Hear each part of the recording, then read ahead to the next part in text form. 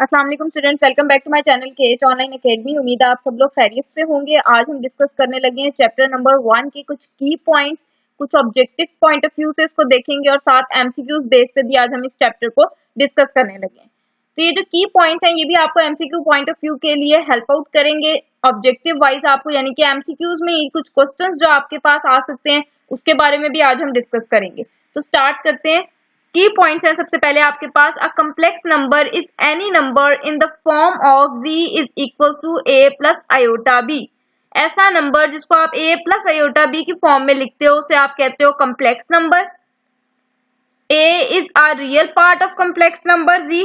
ठीक है, इस कम्प्लेक्स नंबर z में आपका रियल पार्ट a है, आपका इमेजिनरी पार्ट b है। ठीक है, b is the imaginary part of the complex number z। Second point है जी, complex number is denoted by z। ठीक है, कम्प्लेक्स नंबर को हम किससे डिनोट करते हैं? जनरली z से डिनोट करते हैं।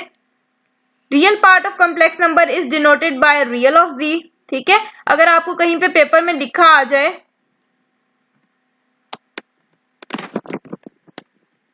लेट सपोज आपके पास लिखा आ जाता है 3 माइनस 2 आयोटा। ठीक है, आपको वो कहता है z is equal to 3 minus 2 iota, then real of z is. ठीक है, तो आपको पता होना चाहिए ये रियल ऑफ z का मतलब है कि वो आपसे पूछ रहा है इसका रियल पार्ट, तो आप फटाफट से कह देंगे 3। अगर वो कहता है इमेजिनरी ऑफ z, तो इमेजिनरी ऑफ z आपने साइन के साथ लिखना होता है -2। ठीक है, तो आपको पता होना चाहिए यहाँ पर रियल पार्ट को आप re से डिनोट करते हैं और इमेजिनरी पार्ट को im से डिनोट करते हैं। नेक्स्ट आपके पास पॉइंट है जी, iota square is equal to -1। सिर्फ आयोटा स्क्वायर के बारे में ही नहीं आपसे पूछा जा सकता है, एमसीक्यू में आपको ये भी आ सकता है कि आयोटा की पावर 80 इज इक्वल टू, नीचे ऑप्शन होगी -1, 1 आयोटा या माइनस आयोटा, तो फिर आप उसको सिंप्लीफाई करेंगे और फिर आप आंसर बताएंगे। ठीक है, a real constant multiple of imaginary unit is called pure imaginary number. Real constant multiple of imaginary unit आप बोलते हो आयोटा को। अगर आपसे पूछा जाए इमेजिनरी यूनिट इज, तो इमेजिनरी यूनिट आयोटा है। इसको इमेजिनरी यूनिट क्यों कहते हैं? क्योंकि इसका यहाँ पर इमेजिनरी पार्ट 1 है। ठीक है, तो अगर आपके पास खाली आयोटा लिखा है it means it is 1 iota. ठीक है, तो इसको आप कहते हो इमेजिनरी यूनिट। यूनिट का मतलब होता है 1, ये आपका इमेजिनरी यूनिट है। और अगर कोई कांस्टेंट मल्टीपल हो आपके पास इमेजिनरी यूनिट का, तो उसको आप कहते हो प्योर इमेजिनरी नंबर। यानी कि प्योर इमेजिनरी नंबर आपके पास वो नंबर होता है जिसमें आपके पास रियल पार्ट 0 होता है। खाली आपके पास इमेजिनरी पार्ट हो तो इसको आप कहते हो प्योर इमेजिनरी नंबर। ठीक है, अगर आपको एमसीक्यू में आ जाए real constant multiple of imaginary unit is called, और नीचे आपके पास ऑप्शन हो, तो आपको पता होना चाहिए कि उसे आप प्योर इमेजिनरी नंबर कहते हैं। Then two complex numbers are equal if and only if their real parts and imaginary parts are equal। दो कम्प्लेक्स नंबर सिर्फ उसी वक्त इक्वल होते हैं जब रियल पार्ट रियल के इक्वल हो और इमेजिनरी पार्ट इमेजिनरी के इक्वल हो। ठीक है, नेक्स्ट है जी आपके पास two complex numbers a plus b iota and c plus d iota are equal if and only if.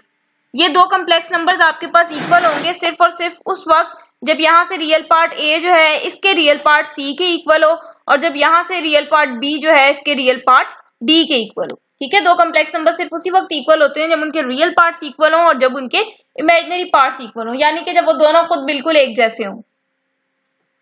Next, the most important key point, every real number is a complex number with 0 as its imaginary part.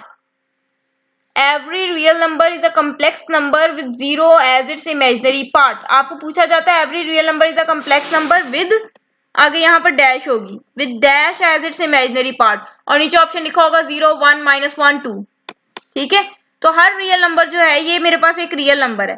ठीक है, 2 एक real number है, ये complex number होगा with 0 as its imaginary part। ठीक है, यानी हर real number मेरे पास कम्प्लेक्स नंबर होता है, लेकिन हर कम्प्लेक्स नंबर मेरे पास रियल नंबर नहीं होता। आपको ये एमसीक्यू भी आ सकता है, every real number is a complex number but converse hold, converse not hold, converse always hold, converse never hold, converse में और मे नॉट बी होल्ड। ठीक है, तो इस तरह की आपके पास ऑप्शंस आती हैं। तो कन्वर्स इसका नेवर होल्ड, कन्वर्स आपके पास ट्रू नहीं होता। हर रियल नंबर आपके पास कम्प्लेक्स नंबर होता है, लेकिन हर कम्प्लेक्स नंबर आपके पास रियल नंबर नहीं हो सकता। ठीक है। उसके बाद आपके पास नेक्स्ट की पॉइंट है complex conjugate of complex number is denoted by z bar और जी स्टार। आपके पास जो कंजुगेट होता है कॉम्प्लेक्स नंबर का उसको आप जी बार से या जी स्टार से डिनोट करते हो। अगर आपको कहीं पे लिखा आ जाए फाइंड दिस, तो आपने ये नहीं कहना कि ये पता नहीं क्या है, इसका मतलब है कि आपने कॉम्प्लेक्स कॉन्जुगेट निकालना है। ठीक है। अगर आपको एमसीक्यू आ जाता है कि जी -3 -4 आयोटा आपके पास एक कॉम्प्लेक्स नंबर है एंड फाइंड जी स्टार, तो आपको पता होना चाहिए कि जी स्टार का मतलब है आपने इसका कंजुगेट निकालना है। और कंजुगेट कैसे निकालते हैं, हम इमेजिनरी पार्ट का साइन चेंज कर देते हैं। तो ये आपके पास आ जाएगा -3 + 4 आयोटा। यहां पर आपने एक और चीज का ध्यान रखना है, आपके पास समटाइम्स ऐसे लिखा होता है 4 आयोटा -3 और आपसे कहा होता है कि इसका आप कंजुगेट निकालें, तो आप लोग फटाफट से सेंटर वाला साइन चेंज कर देते हैं, जो कि गलत है। साइन तो आपने इमेजिनरी पार्ट का चेंज करना है और नंबर से पहले उसका साइन होता है। इमेजिनरी पार्ट का साइन यहां पर होगा। अगर यहाँ कोई साइन नहीं है इसका मतलब है इसके साथ प्लस का साइन है, तो जब आप कॉन्जुगेट लेंगे आपके पास आ जाएगा -4 आयोटा -3। इस तरह के एमसीक्यूज बहुत आते हैं आपके पेपर में, एक आधा तो मस्ट होता है। ठीक है।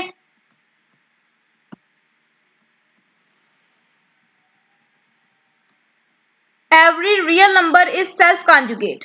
हर रियल नंबर का अगर आप कॉन्जुगेट लें तो वो खुद ही होता है। कैसे देखें जी, अगर आपको मैं कहती हूँ 2 का कॉन्जुगेट लें तो यहां पर इमेजिनरी पार्ट तो है ही नहीं, इसका मतलब इमेजिनरी पार्ट 0 है। कॉन्जुगेट में तो मैं साइन सिर्फ इमेजिनरी पार्ट का चेंज करती हूँ। जब इमेजिनरी पार्ट ही 0 है तो मेरे पास आंसर तो वापस 2 ही आ जाएगा।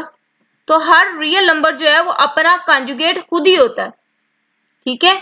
उसके बाद आपके पास 1 आयोटा जो है वो माइनस आयोटा के इक्वल होता है। ये आपके पास मोस्ट कॉमन रिजल्ट है, ये रैशनलाइज करके आता है। ठीक है। 1 आयोटा आपके पास इक्वल होता है माइनस आयोटा के। जी इनवर्स आपके पास इक्वल होता है 1 के। 0 आपके पास एडिटिव आइडेंटिटी है आपके कॉम्प्लेक्स नंबर्स की। यूनिटी का मतलब है 1 is the multiplicative identity of your complex numbers. Absolute और modulus of complex number is denoted by z mod. ठीक है। एब्सोल्यूट या आप मॉडुलस कॉम्प्लेक्स नंबर का अगर डिनोट करना हो तो आप जी मॉड से डिनोट करते हो।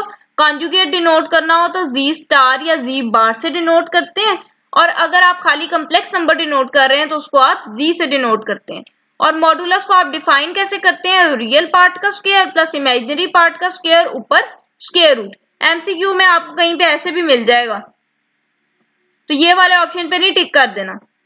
ठीक है। आपने रियल पार्ट का स्क्वायर लेना है और इमेजिनरी पार्ट का स्क्वायर लेना है। यहाँ आपका बी इमेजिनरी पार्ट है, b iota is not your imaginary part. B iota तो ये बता रहा है कि ये इमेजिनरी पार्ट है। ठीक है।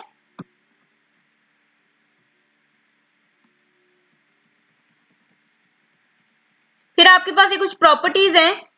अगर आपके पास Z1 और Z2 दो कॉम्प्लेक्स नंबर्स हैं तो फिर Z1 Z2 की एब्सोल्यूट आप लें तो अंडर मल्टीप्लिकेशन आप एब्सोल्यूट सेपरेट कर सकते हैं Z1 पे भी और Z2 पे भी। अंडर डिवीजन भी आप एब्सोल्यूट अपनी सेपरेट कर सकते हैं Z1 पे भी और Z2 पे भी। बट अंडर एडिशन आप अगर अपनी एब्सोल्यूट सेपरेट करते हैं तो यहां से आपकी इक्वालिटी डिस्टर्ब हो जाती है। यहां पर आपके पास लेस देन और इक्वल का साइन आ जाएगा। Z1 प्लस Z2 की एब्सोल्यूट आपके पास लेस और इक्वल है Z1 absolute plus Z2 absolute. इसी तरह Z1 प्लस Z2 की एब्सोल्यूट आपके पास ग्रेटर और इक्वल है Z1 absolute minus Z2 absolute. ठीक है। अगर आप दो कॉम्प्लेक्स नंबर्स को ऐड करके उनकी एब्सोल्यूट लेते हैं तो आंसर आपके पास हमेशा छोटा आएगा। अगर आप एक कॉम्प्लेक्स नंबर की एब्सोल्यूट लेते हैं, दूसरे कॉम्प्लेक्स नंबर की एब्सोल्यूट लेते हैं और फिर उनको ऐड करते हैं। ठीक है। और अगर आप दो कॉम्प्लेक्स नंबर्स को ऐड करके उनकी एब्सोल्यूट लेते हैं तो आंसर इसका हमेशा बड़ा आएगा इस वाली टर्म से कि अगर आप Z1 का एब्सोल्यूट लेते हो, Z2 का एब्सोल्यूट लेते हो और दोनों को माइनस कर लो। फिर एक मेन प्रॉपर्टी आपके पास ये भी होती है कि Z बार आपके पास होता है Z एब्सोल्यूट का स्क्वायर। Z बार आपके पास इक्वल होता है Z एब्सोल्यूट का स्क्वायर।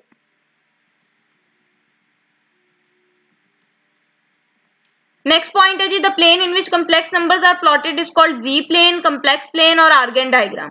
आपसे पूछा जा सकता है कि वो कौन सा प्लेन है जिसमें आप कम्प्लेक्स नंबर्स को प्लॉट करते हो, और ऑप्शन में आपके पास लिखा होगा एक्स वाई प्लेन, एक्स जी प्लेन, वाई जी प्लेन या जी प्लेन। तो आपको पता होना चाहिए कि वो जी प्लेन है जिसमें आप अपने कम्प्लेक्स नंबर्स को प्लॉट करते हैं।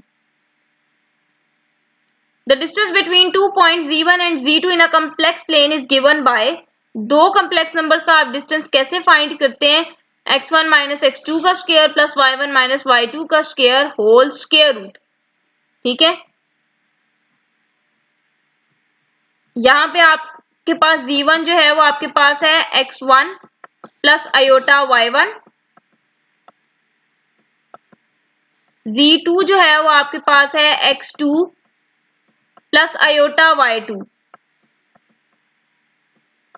तो अगर आपने Z1 माइनस Z2 करना है तो आपने रियल पार्ट में से रियल पार्ट माइनस करना है, ऊपर आपने लगा देना स्क्वायर, फिर प्लस इमेजिनरी पार्ट में से आपने इमेजिनरी पार्ट माइनस करना है और ऊपर आपने लगा देना square and then whole square root. ठीक है जी। पोलर फॉर्म आपके पास कम्प्लेक्स नंबर्स की होती है z is equal to r into cos theta plus iota sine theta, या आप इसको शॉर्ट करके CIS थीटा लिख लें। यहाँ पर r जो है वो आपके पास मॉड्यूलस है आपके कम्प्लेक्स नंबर्स का, थीटा आप कहते हो आपके पास आर्गुमेंट है आपके कम्प्लेक्स नंबर का। थीटा को आप डिनोट कैसे करते हो, tan inverse y over x से, tan inverse y over x से। उसके बाद आपके पास ये कुछ पॉइंट्स थे कि अगर आपका कम्प्लेक्स नंबर लोकेट करता है फर्स्ट क्वाड्रेंट में तो थीटा आपके पास होता है tan inverse absolute of y over x। अगर आपका कम्प्लेक्स नंबर जो है वो लोकेट करता है सेकंड क्वाड्रेंट में तो थीटा आपके पास होता है pi minus tan inverse absolute of y over x। अगर आपका कम्प्लेक्स नंबर लोकेट करता है थर्ड क्वाड्रेंट में तो थीटा यानी कि आपका आर्गुमेंट ऑफ z इक्वल होता है pi plus tan inverse y over x के। और अगर आपका कम्प्लेक्स नंबर लोकेट करता है फोर्थ क्वाड्रेंट में तो आपका थीटा यानी कि आपका आर्गुमेंट ऑफ z जो है वो इक्वल होता है 2 pi minus tan inverse absolute of y over x। ठीक है, तो ये सारी चीजें ऑब्जेक्टिव पॉइंट ऑफ व्यू से MCQs के लिहाज से आपने याद रखनी है। नेक्स्ट, अगर आपके पास थीटा की रेंज माइनस 180 से 180 के दरमियान आ रही है और 180 शामिल हो सकता है लेकिन माइनस 180 इसमें शामिल नहीं है, ठीक है, आपको MCQs में आ जाता है प्रिंसिपल वैल्यू क्या है। प्रिंसिपल वैल्यू में एक जगह आपके पास ऐसे लिखा होगा,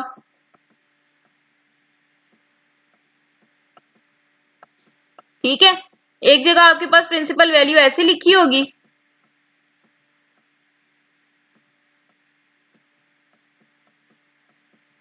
एक जगह आपके पास प्रिंसिपल वैल्यू ऐसे दे देगा वो,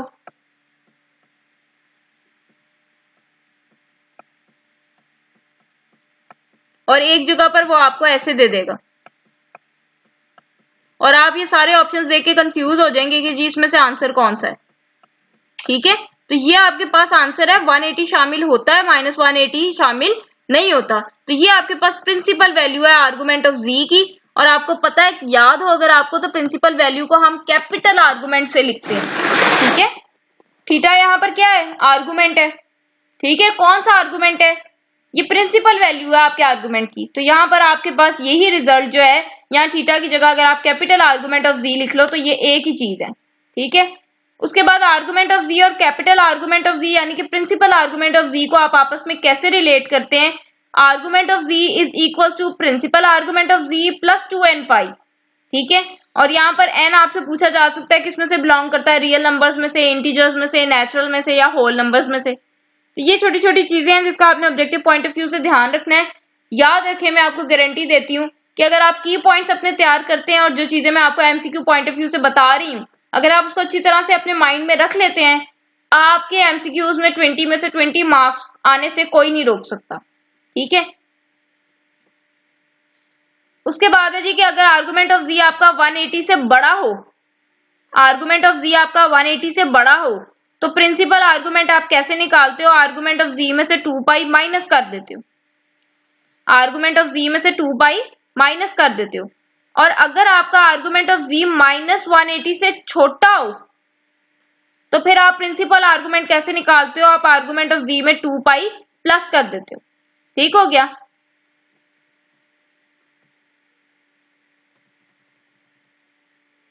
नेक्स्ट आपके पास है जी product of two complex numbers in polar form आपके पास क्या होती है, z1 z2 is equal to r1 r2 cos θ1 plus θ2 plus iota sine θ1 plus θ2। इसी तरह क्वोशिएंट आपने टू कम्प्लेक्स नंबर्स की अगर पोलर फॉर्म में लिखनी है तो उसको आप कैसे लिखते हो, z1 over z2 is equal to r1 over r2 into cos θ1 minus θ2 plus iota sine θ1 minus θ2। यानी कि जब आप प्रोडक्ट ले रहे होते हैं आप एंगल्स को प्लस करते हैं और जब आप डिवीजन ले रहे होते हैं आप एंगल्स को माइनस करते हैं। ठीक है, उसके बाद आर्गुमेंट ऑफ z1 z2 आपके पास इक्वल होता है θ1 प्लस θ2 के। यहाँ पे θ1 का क्या मतलब है, आर्गुमेंट ऑफ z1, θ2 का क्या मतलब है, आर्गुमेंट ऑफ z2।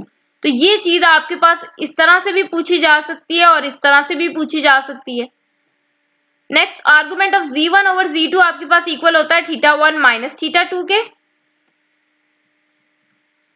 और argument of z1 over z2 आपके पास इक्वल होता है argument of z1 minus argument of z2।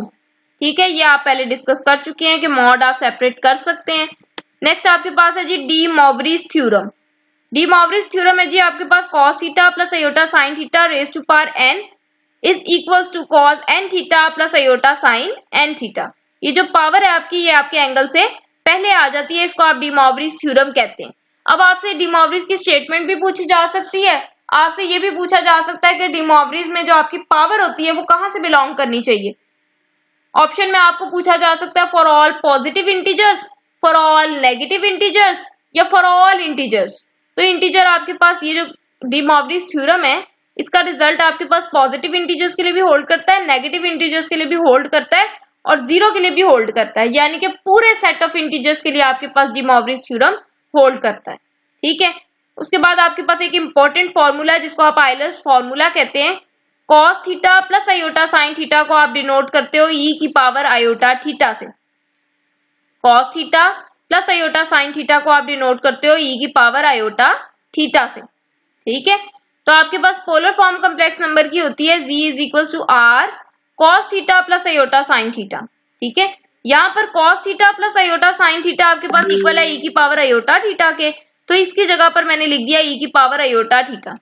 ठीक है, तो ये भी अब आपके पास पोलर फॉर्म बन गई है कम्प्लेक्स नंबर की। ठीक है, पोलर फॉर्म में मैंने इसकी जगह पर उसकी वैल्यू रख दी है, तो ये भी आपके पास एक पोलर फॉर्म है कम्प्लेक्स नंबर्स की। ठीक है, उसके बाद एक आपके पास आइलर्स आइडेंटिटी है कि अगर e की पावर आयोटा पाई में आप 1 प्लस करें और ये इक्वल हो 0 के, तो इसको आप कहते हो आइलर्स आइडेंटिटी। e की power iota pi plus 1 is equal to 0 is called Euler's identity. तो ये मैंने कुछ की पॉइंट्स आपके साथ शेयर कर दिए। नेक्स्ट, अगर ऑब्जेक्टिव पॉइंट ऑफ व्यू से एमसीक्यूज ही आने, आपको शॉर्ट क्वेश्चन नहीं आने। ठीक है, एमसीक्यू में वो आपको कोई भी इसमें से क्वेश्चन दे सकता है और कह सकता है a प्लस बी आयोटा की फॉर्म में आप लिखें तो आपके पास क्या आंसर आएगा, नीचे 4 ऑप्शन होंगे। ठीक है, बिल्कुल इसी तरह आपके पास ये जो क्वेश्चन है simplify and separate into real and imaginary part, इसमें से भी आपको कोई भी क्वेश्चन आ सकता है। इसमें जो मुझे इंपॉर्टेंट लग रहा है वो क्वेश्चन नंबर 9 है, 5 है, 10 है। ठीक है, ये मैंने इंपॉर्टेंट बता दिए ऑब्जेक्टिव पॉइंट ऑफ व्यू से। ये क्वेश्चन नंबर 17 to 22 आपके पास वैसे ही शॉर्ट है। ठीक है, आपसे वो कहता है रियल ऑफ z1, तो रियल ऑफ z1 यहाँ पर आपके पास -2 है और इसके ऊपर उसने क्या लगाया हुआ स्क्वायर, तो आंसर 4 आ जाएगा। ठीक है, तो ये आपके पास एमसीक्यूज में इस तरह की चीजें आपके से पूछी जा सकती हैं।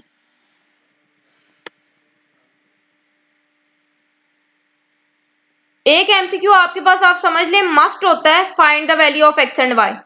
Find the value of x and y एक एमसीक्यू आपके पास इसके ऊपर मस्ट होता है। इसमें जो मुझे इंपॉर्टेंट लग रहा है वो एक आपके पास 31 है, एक 29 है,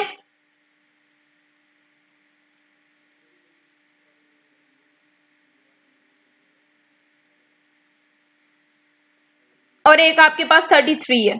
ठीक है, मॉडुलस में से अगर ऑब्जेक्टिव पॉइंट ऑफ व्यू से आप देखें तो 35 वाला इंपॉर्टेंट है। बाकी मॉडुलस वो आपको कोई भी एक कम्प्लेक्स नंबर देके, लेट्स सपोज 4/3 प्लस 7/5 आयोटा, वो आपको ये भी दे सकता है। इन सारों को छोड़े आपको वो ये भी दे सकता है, find the modulus of 4/3 plus 7/5 iota. ठीक है, आपके पास फ्रैक्शन में भी वो नंबर आपको दे सकता है। तो मॉड्यूलस कैसे निकालते हैं? रियल पार्ट का स्क्वायर प्लस इमेजिनरी पार्ट का स्क्वायर ऊपर स्क्वायर रूट। तो ये आपका रियल पार्ट है, ये आपका इमेजिनरी पार्ट है, इनके स्क्वायर्स लेने हैं और आपने इनको सम करना है। जब आप सम करेंगे तो आपको एलसीएम लेने की जरूरत पड़ेगी और उसको आप सिंप्लीफाई कर लें। उसके बाद क्वेश्चन नंबर 37 ना लॉन्ग से इंपॉर्टेंट है ना ही आपके पास शॉर्ट से इंपॉर्टेंट है। ये statement objective point of view से आप पढ़ लीजिएगा कि दो कम्प्लेक्स नंबर्स की प्रोडक्ट 0 हो तो एटलीस्ट एक कम्प्लेक्स नंबर जो है वो लाजमी 0 होता है। नेक्स्ट अब हम चलते हैं इसी चैप्टर के एमसीक्यूज की तरफ। अच्छा, आगे एक्सरसाइज आपके पास 1.2 है।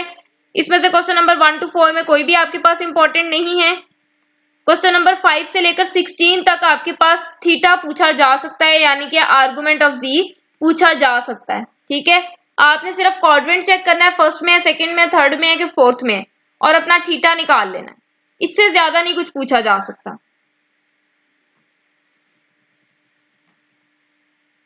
इसमें आपके पास एमसीक्यू पॉइंट ऑफ व्यू से क्वेश्चन नंबर 18, 19, 21, 22 ये इंपॉर्टेंट है।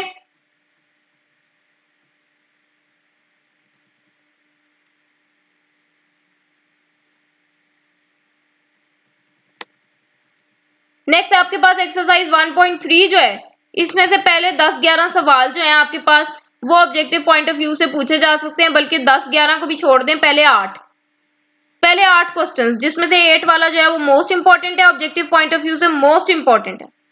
ठीक है, और ऊपर के जो आपके 7 क्वेश्चंस हैं वो भी आपको ऑब्जेक्टिव में एमसीक्यूज में आ सकते हैं।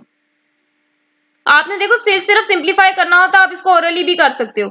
ये 8 4 32 हो जाएगा। यहां पर आप इसको पहले लाओगे, आपके पास 4 2 8 हो जाएगा। ठीक है, या आप ऐसे करते हो कि 4 को बाहर निकाल देते हो, इधर से 2 को बाहर निकाल देते हो, इधर से 5 को बाहर निकाल देते हो, इधर से 3 को बाहर निकाल देते हो। अंदर आप cos theta plus iota sine theta सारी जगह कर लेते हो। जहां सेंटर में माइनस आ रहा है आप माइनस को भी बाहर निकाल लेते हैं। बेस आपकी सेम हो जाती है, उसके बाद पावर्स को आप ऐड सब्ट्रैक्ट कर लेते हैं। तो ये आपको ऑब्जेक्टिव पॉइंट ऑफ व्यू से आ सकते हैं, एमसीक्यूज में ये सारी चीजें पूछी जा सकती हैं। नेक्स्ट हम चलते हैं अब अपने मल्टीपल चॉइस क्वेश्चंस की तरफ। Iota is the alphabet of language Greek. Imaginary part of complex number is. अब देखो उसे यहाँ 4 आयोटा भी लिखा है, 4 भी लिखा है, -4 भी लिखा है, -4 आयोटा भी लिखा है। इमेजिनरी पार्ट आपके पास वो नंबर होता है जो आयोटा के साथ लिखा गया हो। तो आयोटा के साथ -4 लिखा हुआ है, तो -4 आपका इमेजिनरी पार्ट है। ठीक है, उसके बाद आयोटा की पावर 13 है, इसको आपने सिंप्लीफाई करना है। तो कैसे करते हैं? इवन पावर्स एक तरफ कर लें और एक पावर आप सेपरेट कर लें। ठीक है, उसके बाद आयोटा की पावर 12 को आप लिख सकते हो आयोटा स्क्वायर की पावर 6, और आगे आपके पास लिखा हुआ है आयोटा। अब आयोटा स्क्वायर आपके पास -1 होता है, -1 की पावर 6 लोगे तो आपके पास 1 आ जाएगा। 1 को आप आयोटा से मल्टीप्लाई करेंगे तो यू गेट आयोटा। ठीक है, अब ये देखें आपसे पूछा गया है if x plus 3 iota is equals to 2 plus 3 iota then x is equals to। यहां से आपने x की वैल्यू निकालनी है, तो कैसे निकालनी है? देखो ये भी एक कम्प्लेक्स नंबर है, ये भी एक कम्प्लेक्स नंबर है, और सेंटर में उसने इक्वल का साइन लगाया हुआ है। तो दो कम्प्लेक्स नंबर इक्वल तभी होते हैं जब रियल पार्ट रियल के इक्वल हो। तो जब आप दोनों तरफ से रियल पार्ट्स को कंपेयर करोगे तो आपके पास x की वैल्यू आ जाएगी 2। ठीक है, अ complex number a plus b iota is pure imaginary। ये देखें कम्प्लेक्स नंबर आपके पास प्योर इमेजिनरी होता है अगर उसका रियल पार्ट 0। ये मैं आपको की पॉइंट्स में ये बातें बता कर आई। ठीक है, कम्प्लेक्स नंबर आपके पास प्योर इमेजिनरी होता है अगर उसका रियल पार्ट 0 हो। तो रियल पार्ट यहां पर आपका a है, इसका मतलब a 0 हो। Conjugate of 4 is 4। ये भी स्टेटमेंट आप पढ़ कर आए हैं कि every real number is it's self conjugate. ठीक है, every real number is it's self conjugate. तो 4 का कॉन्जुगेट क्या होगा? 4 ही होगा।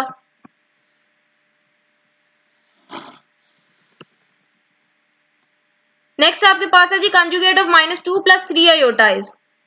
तो कॉन्जुगेट के लिए आपने सिर्फ इमेजिनरी पार्ट का साइन चेंज करना है। यहाँ तो इमेजिनरी पार्ट का साइन चेंज करेंगे तो आपके पास आ जाएगा -2 -3 आयोटा। ठीक है। क्वेश्चन नंबर 8 है जी 4/1 प्लस आयोटा। तो इसको आप रेशनलाइज करते हैं नीचे से आयोटा खत्म करने के लिए। तो 1 माइनस आयोटा से आप मल्टीप्लाई भी करेंगे, 1 माइनस आयोटा से आप डिवाइड भी करेंगे। ठीक है। तो ऊपर आपके पास बन जाएगा 4 इंटू 1 माइनस आयोटा। नीचे आपको पता है कि आपका स्क्वायर कंप्लीट होता है, आपके पास आ जाएगा 1 का स्क्वायर माइनस आयोटा का स्क्वायर। ठीक है। तो अब ये आपके पास 4 into 1 minus iota as it is. 1 का स्क्वायर आपको पता है 1 ही होता है, सेंटर में माइनस है, आयोटा स्क्वायर आपके पास -1 होता है। तो ये माइनस माइनस प्लस हो जाएगा, 1 + 1 2 हो जाएगा। 2 आपका जब 4 से कैंसिल होगा तो आपके पास आ जाएगा 2 into 1 minus iota.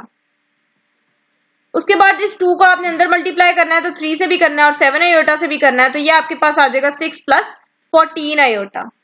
Additive inverse of complex number. तो बच्चों एडिटिव इनवर्स में आप साइन चेंज करते हो। एडिटिव इनवर्स में क्या करते हो? साइन चेंज करते हो। कॉन्जुगेट में सिर्फ इमेजिनरी पार्ट का साइन चेंज होता है। एडिटिव इनवर्स में रियल और इमेजिनरी दोनों का साइन चेंज होता है। तो रियल प्लस में है, रियल आपके पास माइनस में आ जाएगा, इमेजिनरी माइनस में है तो इमेजिनरी आपके पास प्लस में आ जाएगा। तो ये आपके पास आंसर है। MCQ नंबर 11 है जी if z is equal to -2 + 4 iota then absolute of z is. तो z का एब्सोल्यूट लेना है तो आपने करना है रियल का स्क्वायर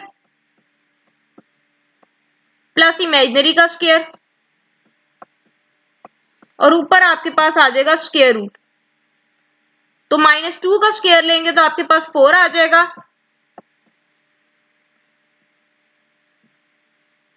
4 का स्क्वायर लेंगे तो आपके पास 16 आ जाएगा, 16 + 4 आपके पास होता है 20। ठीक है। 20 को आप लिख सकते हैं 4 × 5। अब ये स्क्वायर रूट आपका 4 पे भी है, स्क्वायर रूट 5 पे भी है, तो स्क्वायर रूट 4 पे भी अलग कर लें, स्क्वायर रूट 5 पे भी अलग कर लें। 4 आपके पास 2 का स्क्वायर रूट होता है तो ये आपके पास आ जाएगा 2 स्क्वायर रूट 5। ठीक है। Every real number is also complex number. हर रियल नंबर कम्प्लेक्स नंबर होता है with 0 as its imaginary part. ठीक है। हर रियल नंबर कम्प्लेक्स नंबर होता है, हर कम्प्लेक्स नंबर रियल नंबर नहीं होता। आयोटा की पावर 21 को आपने सिंप्लीफाई करना है जैसे आयोटा की पावर 13 को किया एंड यू गेट आयोटा।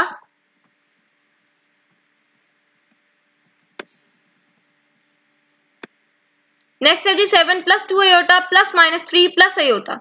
तो आपको पता है आप रियल में रियल ऐड करते हो, इमेजिनरी में इमेजिनरी ऐड करते हो। तो जब 7 में -3 आप डालोगे आपके पास आ जाएगा 4 और 2 आयोटा में आप आयोटा प्लस करोगे तो आपके पास आ जाएगा 3 आयोटा। ठीक है। 15 MCQ आपके पास बहुत ही मजे का है। ये आपके पास फिर वही रिजल्ट है 1/आयोटा is equal to minus iota. ठीक है।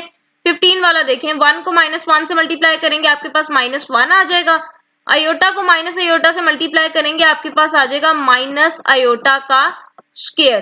तो ये माइनस और ये माइनस प्लस हो जाएगा, आयोटा स्क्वायर को 1 से मल्टीप्लाई करेंगे आपके पास आयोटा स्क्वायर आ जाएगा और आयोटा स्क्वायर क्या होता है -1। तो इसका आंसर आपके पास आ जाएगा -1। ठीक है। If z is equal to 2 + 3 iota then z bar का एब्सोल्यूट, पहले बार लेना है फिर मॉड लेना है। ठीक है। तो जब आप बार लेते हो तो आप बार का मतलब है कॉन्जुगेट लेना है, कॉन्जुगेट का मतलब है इसका साइन चेंज करना है। तो बार आपके पास आएगा 2 - 3 आयोटा, फिर आपने एब्सोल्यूट लेना है। तो जब आप एब्सोल्यूट लोगे आप लिखोगे रियल का स्क्वायर प्लस इमेजिनरी का square. Now imaginary part is -3 square और ऊपर आपके पास आ जाएगा स्क्वायर रूट। तो 2 का स्क्वायर आपके पास 4 आएगा, 3 का स्क्वायर आपके पास 9 आएगा, 9 + 4 आपके पास होता है 13। ठीक है। अब बहुत सारे बच्चे हैं जो वो ये -7 लगा देंगे या वो ये -3 का स्क्वायर खोल के यहाँ -9 लगा देंगे या वो इधर सेंटर में ही माइनस लगा देंगे इधर लगाने की बजाय और आप अपना आंसर गलत करेंगे। ठीक है। एक प्रॉपर्टी यहां से और मेरे ज़हन में आई है कि एब्सोल्यूट ऑफ z लें आप, एब्सोल्यूट ऑफ -z लें आप आप z बार का एब्सोल्यूट लें या माइनस z बार का एब्सोल्यूट लें, ये आपके पास चारों रिजल्ट्स इक्वल होते हैं। ठीक है, ये भी याद रखिएगा। मॉडुलस ऑफ 5 इज 5 का मॉडुलस 5 ही होना है। क्यों? क्योंकि यहाँ पर इमेजिनरी पार्ट 0 है, रियल पार्ट आपके पास 5 है। आप करते हो रियल का स्क्वायर प्लस इमेजिनरी का स्क्वायर, तो इमेजिनरी पार्ट तो यहाँ पर 0 है। ठीक है, तो 0 का स्क्वायर 0 ही होता है। आपके पास यहाँ पे सिर्फ रह जाएगा 5 का स्क्वायर और ऊपर स्क्वायर रूट है, तो ये स्क्वायर स्क्वायर रूट से कट जाएगा और आपके पास वापस 5 ही आ जाएगा। ठीक है, आयोटा की पावर 32 को आप सिंप्लीफाई करेंगे, यू गेट 1।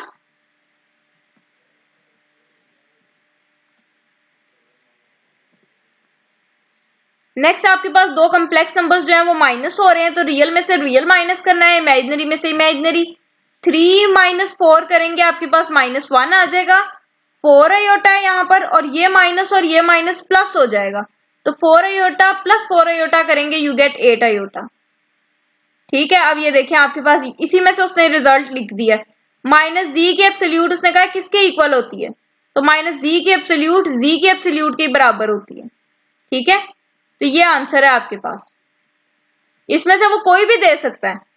ठीक है, उसने ये वाला ऑप्शन में दिया हुआ, बाकी और कोई ऑप्शन नहीं है। हो सकता है वो ऑप्शन में ये चारों लिख दे, तो फिर all of these.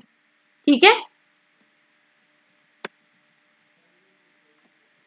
If z is equal to a plus b iota then absolute of z का स्क्वायर।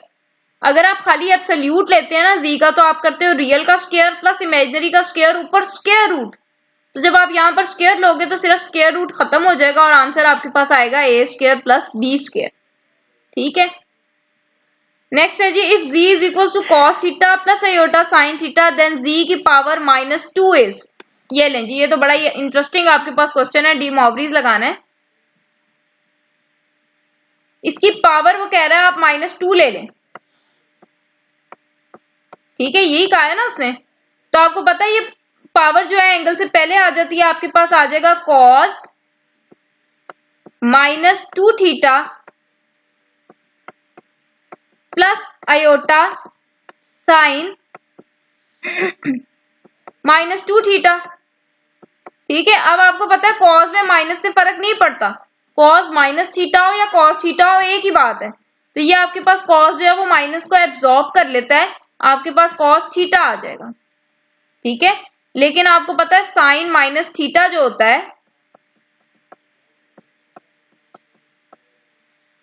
ये आपके पास इक्वल होता है माइनस साइन थीटा के।